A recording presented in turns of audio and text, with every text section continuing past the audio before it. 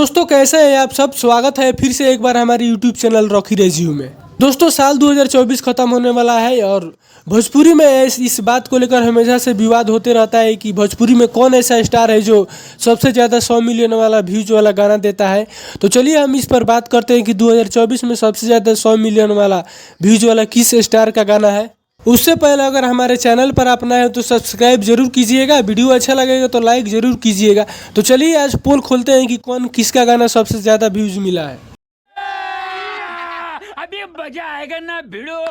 दोस्तों सबसे पहले हम बात करते हैं नीलकमल सिंह, जो बहुत ही सुरीले आवाज़ में गाना गाया करते हैं। उनका ये गाना है मरून कलर सड़िया, जिसमें अमरपाली दुबे और निरोवन दिखाई देंगे। इस गाने पर उनको मिला है इस साल 220 मिलियन से भी ज़्यादा व्यूज और सबसे अच्छा गीत है उनका। उसके बाद आते हैं हमारे भोजपुरी के समर सिंह, जो बहुत ही तगड़ा तगड़ा देसी स्टार है। इनका भी एक गाना है बलमुआ के बल्लम, जो 115 मिलियन से भी ज़्यादा व्यूज इस पर चला गया है और बहुत ही अच्छा गाना है इनका भी।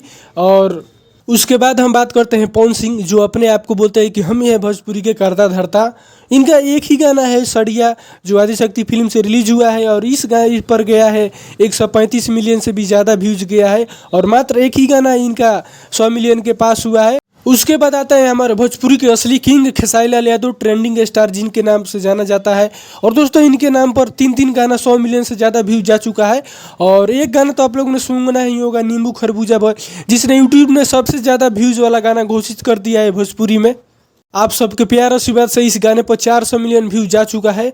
तो बस ऐसे ही प्यार आशीर्वाद बनाए रखिए और हमेशा खेसारी भैया का दबदबा भोजपुरी पर बनाए ही रखेंगे और हमेशा रहेगा ही। तो वीडियो हमारा अच्छा लगा तो लाइक कीजिए, चैनल पर आए तो सब्सक्राइब करना ना भूलिएगा और अपना फेवरेट गाना कौन है ये भी कमेंट में ज़रूर बताइएगा।